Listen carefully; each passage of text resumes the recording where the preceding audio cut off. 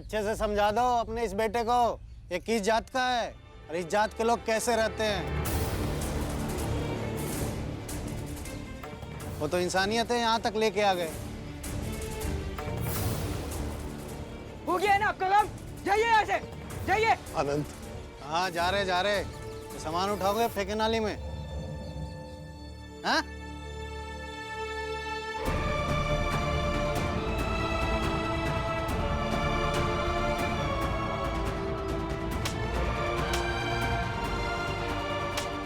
चलो।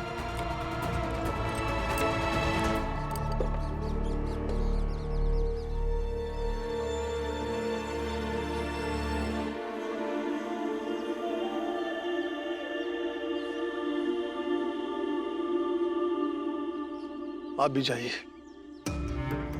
यही काम समय पर कर देते तो मेरे बच्चों को इतनी परेशानी ना होती। फिर भी चिट्ठी देने के लिए धन्यवाद। मैं अपने परिवार को वापस लेकर आ गया हूँ, सब बहुत खुश हैं। वो महाराज को जेल जो हो गई। दे चाय दे दे बेटा।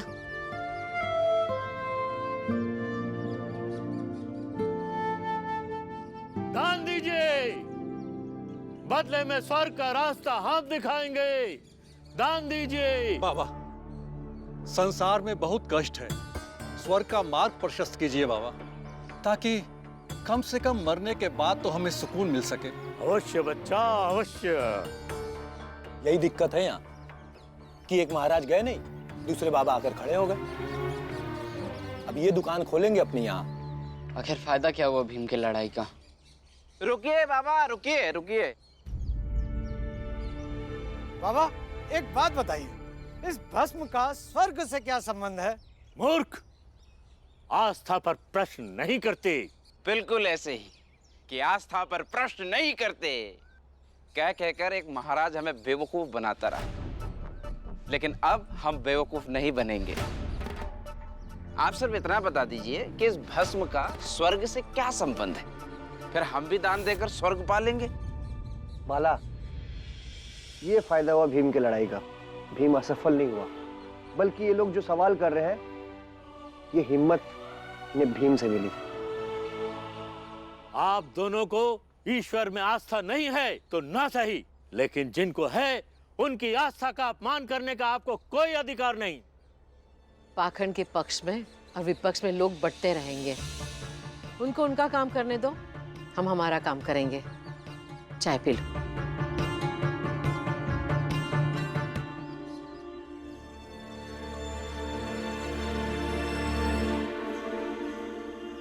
बाबा, लो बेटा। हम सब साथ रहेंगे।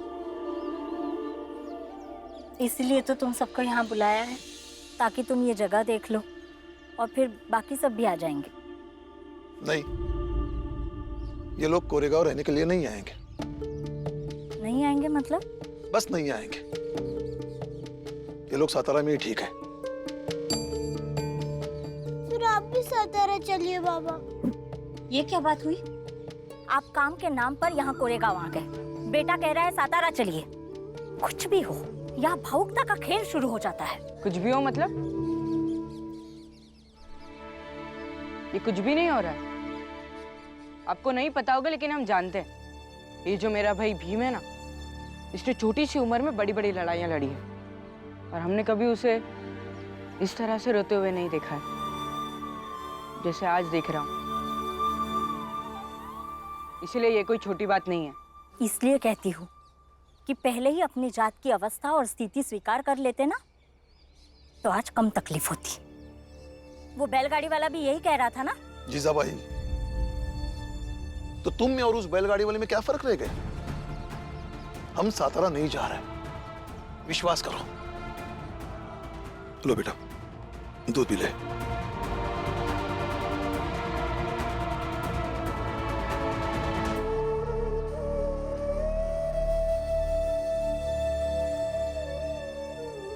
मेरे साथ चल।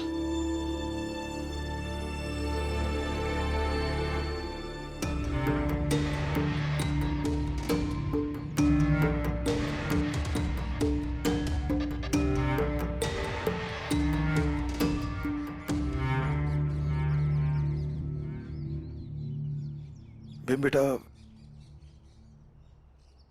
मुझे तुमसे कुछ बात करनी है। क्या बात है बाबा? मैंने तुमसे झूठ बोला था। झूठ? तुमसे क्या, बल्कि मैंने सबसे ही झूठ बोला था। झूठ ये कि मैं ये कभी नहीं चाहता था कि तुम कोरेगांव में आकर रहो, लेकिन ये जरूर चाहता था कि तुम एक बार यहां आओ, ताकि ये जगह मैं तुम्हें दिखा सकूं और कह सकूं इससे अच्छा सातारा है। सातारा में पढ़ने के लिए विद्यालय है, वो यहां नहीं है। सातारा के लोग तुमसे लड़ते हैं, झगड़ते हैं, लेकिन तुम्हें पहचानते हैं। उनमें से कुछ लोग तुम्हें मानने भी लगे हैं, लेकिन यहां के लोग ऐसे नहीं हैं। अब तुमने आंखों से इस जगह को देख लिया है, तो तुम मेरी बात को समझ पाओगे। फिर बाबा आप भी सातारा चलिए। नहीं बेटा, सातारा तो तुम्हें भी छोड़ना पड़ेगा। तुम्हें क्या, बल्कि हम सबको छोड़ना पड़ेगा। इस बार सालाना इम्तिहान के बाद सातारा से बड़ी जगह में जाना होगा तुम्हारे पढ़ने लिखने के लिए, और जाने के लिए हमारे पास कुछ ज्यादा पैसे चाहिए। इसलिए मैं कोरेगांव काम करने आया, ताकि मैं कुछ ज्यादा पैसे कमा सकूं, जमा कर सकूं, तुम्हारे आगे की पढ़ाई की व्यवस्था कर सकूं। तुम्हारी सालाना परीक्षा कितने दिन बाद है? कुछ 6 महीने बाद। ठीक है, तो तुम फिर 6 महीने वही पढ़ाई करो, मन लगा के पढ़ाई करो। फिर 6 महीने बाद हम किसी बड़ी जगह जाएंगे। फिलहाल ये बात किसी को मत बताना, ना घर वालों को और ना ही सातारा में किसी को।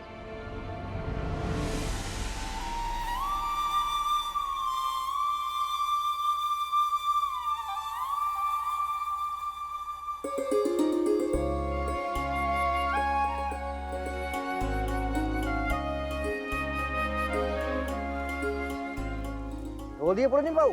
हाँ वही रख दीजिए। पुरंजन भाऊ, अब यहाँ एक अच्छी सी चाय की दुकान खोलूंगा और चाय के साथ साथ दूध भी बेचूंगा, वो भी बिना मिलावट वाली। और जब तक जिंदा हूं ना, भीमराव को हर रोज सुबह सुबह मुफ्त में दूध पिलाऊंगा। तो एक काम करना, मुझे भी कभी कभी मुफ्त में चाय पिला दिया करना। अरे पुरंजन भाऊ, ऐसे ही मुफ्त में चाय पिलाएंगे तो दुकान कैसे चलाएंगे? मंगेश, वो प्लेट देना। अच्छा, ये लो।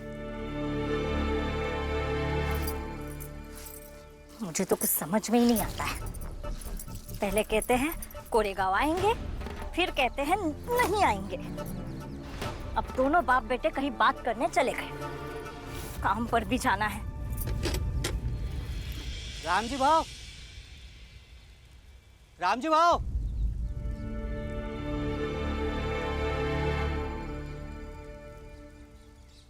जी?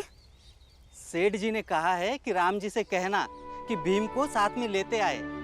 अब हमारे दफ्तर में सारे लोग हमारे जात के ही है, और हमारी ही जाति के भीमराव ने उस सर्वज्ञ महाराज जैसे लोगों को सबक सिखाया है।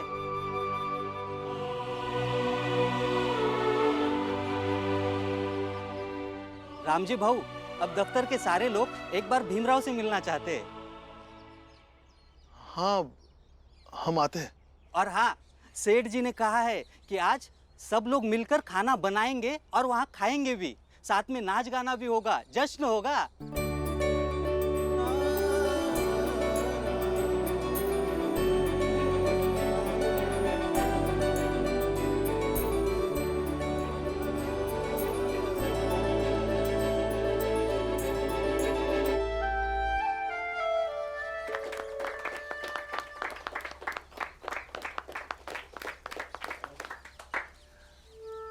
बेटा भीमराव, तुम जैसे बच्चे को हम अपने बीच पाकर हम वाकई में बहुत खुश हैं। तुम ऐसे ही आगे बढ़ते रहो और तुम्हारे बनाए हुए रास्ते पर हमारी जात के बच्चे भी आगे बढ़ते रहें। राम जी, तुम ये सोच रहे हो कि जश्न क्यों है, तो इसका कारण यह है कि हमने हमेशा अपने अपने बच्चों की शिकायतें सुनी है। इसलिए नहीं कि हमारे बच्चों ने जीवन में गलत काम किया है, बल्कि इसलिए कि हम छोटी जात के हैं। हमें हीन दिखाने के लिए बड़ी जात और कोई भी आदमी हमें आसानी से कह देता है कि हम गंदगी ढोने और साफ करने वाले की बस इतनी ही औकात है। लेकिन आज पहली बार इस भीम ने उन सबकी बोलती बंद कर दी है। तो भीम की इस जीत में हम सबको अपने अपने बच्चों की जीत दिखाई पड़ती है।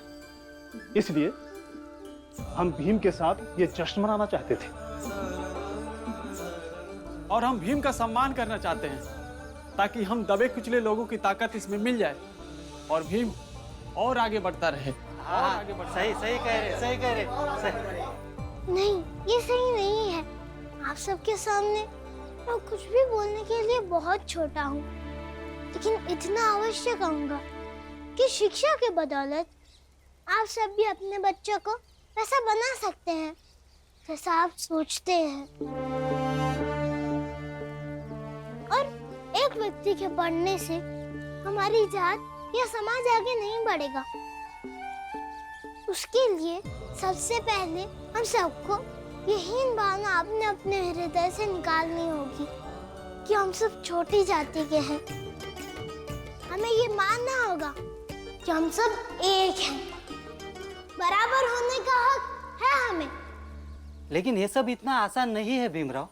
हर समय अगर पूरी दुनिया वाले हमें हमारी औकात दिखाते रहेंगे तो केवल हमारे मानने से क्या होगा? आसान तो नहीं है, लेकिन मुश्किल भी नहीं है। और इसी मुश्किल लड़ाई को हमें मिलकर लड़ना होगा। लेकिन भाऊ, लड़ाई लड़ने से कुछ बदलेगा? लेकिन नहीं लड़ने से भी तो कुछ नहीं बदलेगा, इसलिए कोशिश तो कर सकते हैं। सही बात है, कोशिश तो कर ही सकते हैं। हाँ, करनी चाहिए।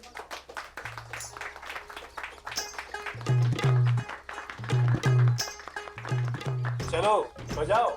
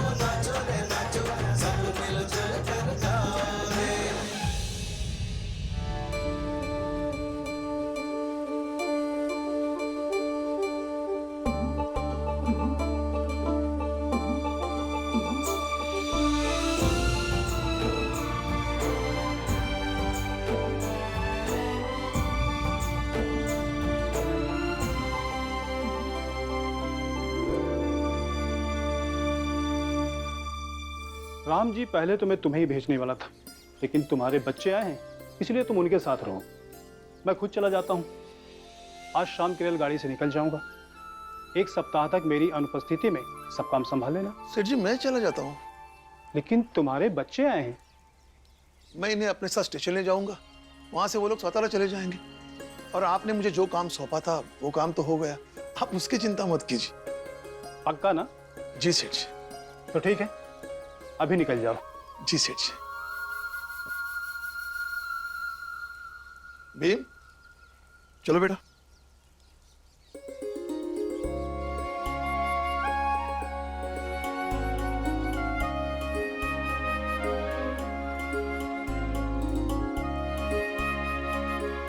चलो जल्दी।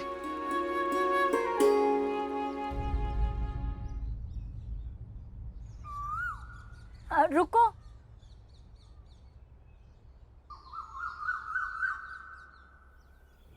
ये खाना रास्ते में खा लेना। हाँ?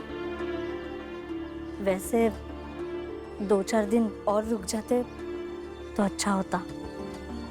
वहाँ सातारा में तो सब यही कहेंगे कि मैंने 1 दिन में ही भगा दिया। सातारा में कोई कुछ नहीं कहेगा, बस अब कुछ मत सोचिए। और अगर कोई कुछ कहेगा तो हम उन्हें जवाब दे देंगे। अब चिंता मत कीजिए। मामा, 1-2 दिन घूम लेते हैं यहाँ। रास्ते पर तो देखते घूमते आए हो ना, कुछ दिखा घूमने लायक? नहीं। फिर कभी घूम लेना। और तुम लोगों को वहां जाकर अपनी पढ़ाई भी तो करनी है ना? हाँ। चलो जल्दी, वरना गाड़ी छूट जाएगी। चलो बेटा, अच्छा।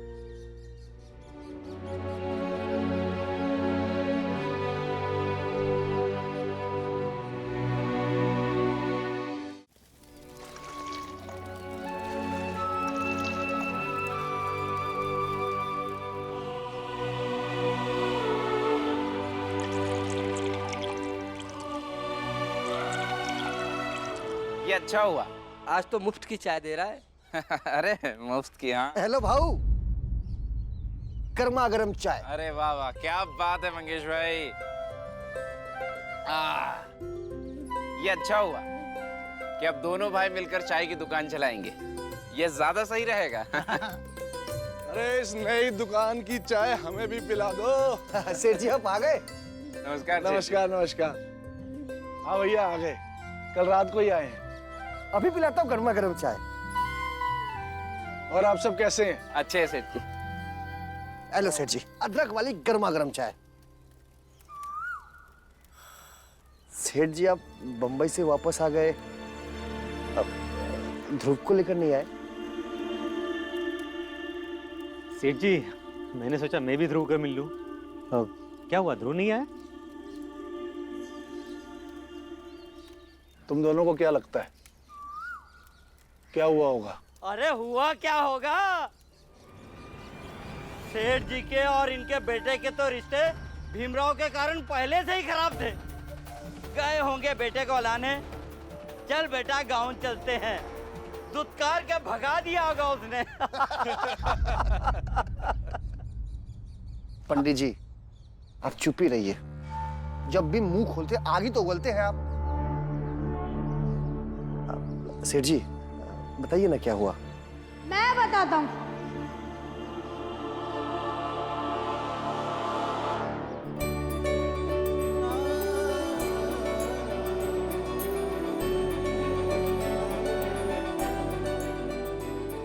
होना क्या था, पापा ने जैसे ही बताया कि अब वो खुद भीम को अपने जैसे समझते हैं, उससे घृणा भी नहीं करते, तो मैं आने को तैयार हो गया। अब जिस कारण से मैं सतारा छोड़कर गया था वो कारण ही खत्म, तो फिर मैं उस बंबई में रहकर क्या करता। और हाँ पंडित जी, भीम के कारण नहीं बल्कि आप सबकी नौटंकियों के कारण मेरे और मेरे बाबा के बीच में दूरियां बढ़ी थी।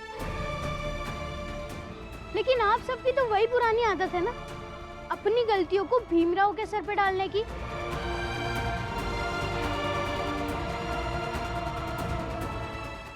वैसे काका, भीम कब आएगा? पापा ने कहा था कि वो कोरेगांव गया है। हाँ ध्रुव, वो बोल के गया था कि कुछ दिन रहकर वो वापस आ जाएगा, लेकिन वो कब आएगा ये तो नहीं पता। भीम, भीम आ गया।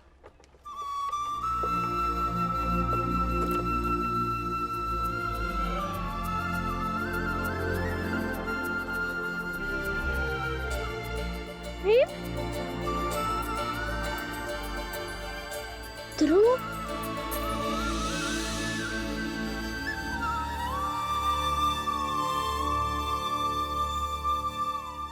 लो शैतान का नाम लिया और शैतान हाजिर। पंडित जी शैतान नहीं बल्कि शैतानों को सही करने वाला इंसान आ गया है। लो मैं भी मुंबई से वापस आ गया।